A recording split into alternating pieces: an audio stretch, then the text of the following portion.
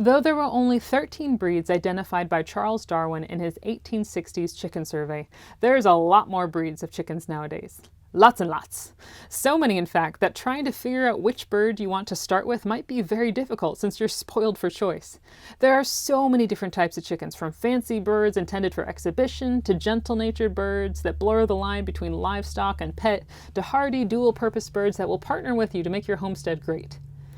Ask 100 chicken keepers what chicken breed is best to start off with, and you'll end up with probably at least 20 different answers, guaranteed. But that said, I'll give you my own recommendations for some beginner-friendly chickens that shouldn't give you too much trouble and will give you a whole lot of learning and enjoyment. The majority of the breeds I'll mention are excellent all-around dual-purpose chickens, whether you want a pet, an egg-producing flock, or some homegrown meat. If you want to raise birds for exhibition, you'll have to do some of your own research to connect with specific breed organizations, by the way. Showing birds is outside of my experience. So first, let's talk about which breeds might be best to pass over if you haven't any experience with chickens. At the beginning of your journey, I would not recommend starting out with a breed with extra fancy feathering on the heads, tails, or feet. It adds a layer of complexity to raising them that might create frustration.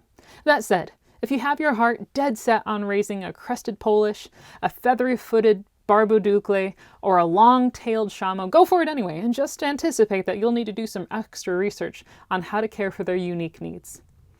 Also, fancy birds are typically much more expensive, and they're usually more delicate in constitution since much of their ancestry and breeding was focused on creating a certain visual, not hardiness. This may make your first foray into chicken keeping needlessly high stakes. My advice is to always start simple. You can always get more flashy birds if you want later. Although honestly, I find the boring breeds quite lovely, thank you very much. Secondly, I would recommend to pass on game breeds as candidates for your first chickens. They're tough, hardy, and healthy, but they're also aggressive towards each other and occasionally against people. Even the chicks fight each other, it's in their blood. So that said, let's get into what breeds are easy to find, gentle to work with, and hardy enough to allow for some first-timer mistakes. With a few exceptions, all the breeds I would recommend are known as dual purpose. They're good for both eggs or meat, and they're a very common choice for new and experienced homesteaders and novice chicken keepers alike.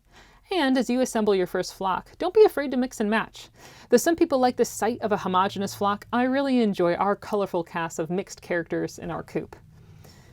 My first recommendation might surprise you, as it's not actually even a set breed at all, but I can't help but start with the underrated, underappreciated, and unacknowledged Barnyard mix. These mutt poultry are a combination of 2 or more different breeds, and they can be found in local listings or from neighbors or local community members.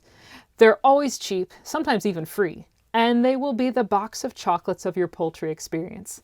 Since barnyard mixes can be any combination of breeds, they're hybrids and they won't breed true after the first generation or have predictable appearances. But maybe that's part of the fun. Hybrid vigor will likely make them healthier in the long run, too. You won't always be able to anticipate how big they'll get or how many eggs they'll lay in a given year, but if you're a small backyard chicken keeper, those statistics really aren't that important in the long run anyway. Here's also something that I've not seen any chicken breed book share, but I know it's true. The breeds that currently exist are not all that there is or not all that there will be. The whole reason the chicken world went from 13 breeds to hundreds is because the chicken keepers of the past kept developing new breeds, something that we can and should continue to do in the present day. It takes several generations of birds to make a true new breed that can breed true, but selecting and breeding for the traits you want is something that every chicken keeper used to do before breeds became APA certified and proverbially, although not yet truly, set in stone. The Orpington, the Rhode Island Red, the Sussex, the Minorca, the Andalusian, the Brahma, the Shamo, all of these breeds came about because someone actively guided them into being.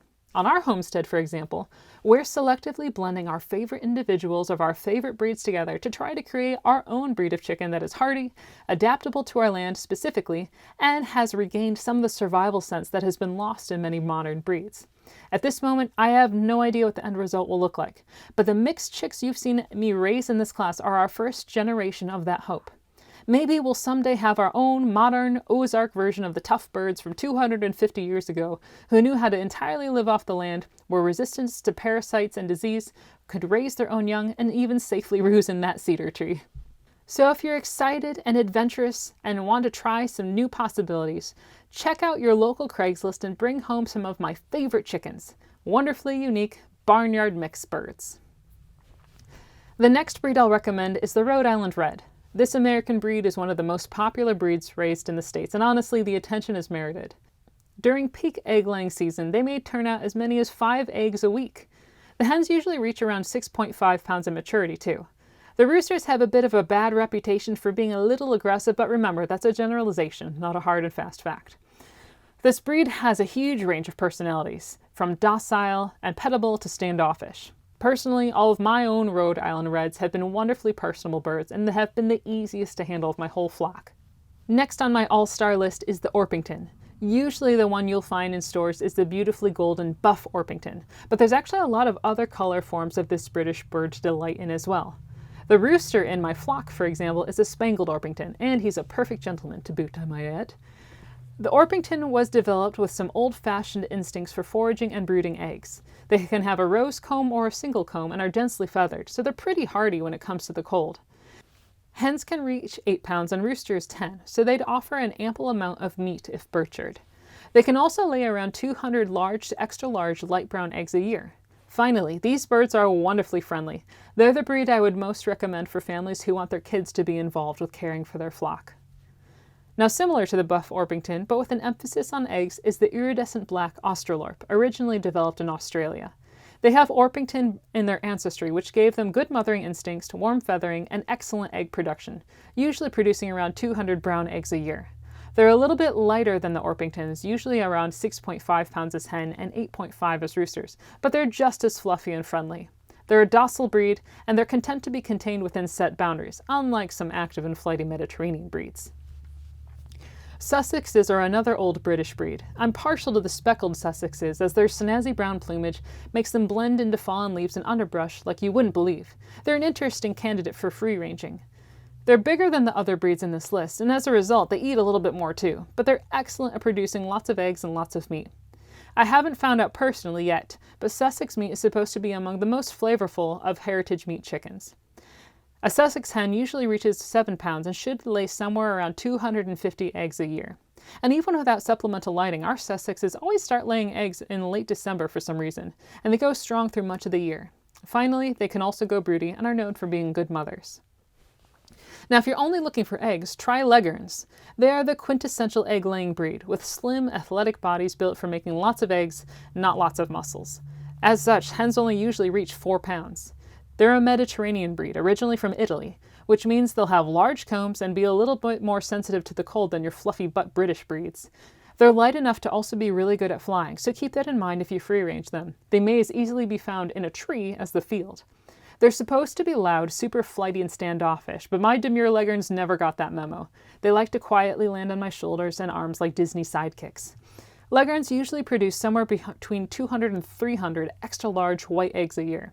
They are not inclined to be broody at all. That instinct has been pretty much scrubbed out of them in favor of egg production. Now, these recommendations only scratch the surface of what sorts of birds you might find as you start to delve into the fascinating, history-rich, and colorful world of chicken breeds.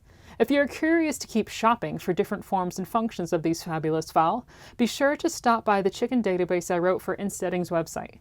Go exploring. There's dozens upon dozens more breeds discussed there in greater depth.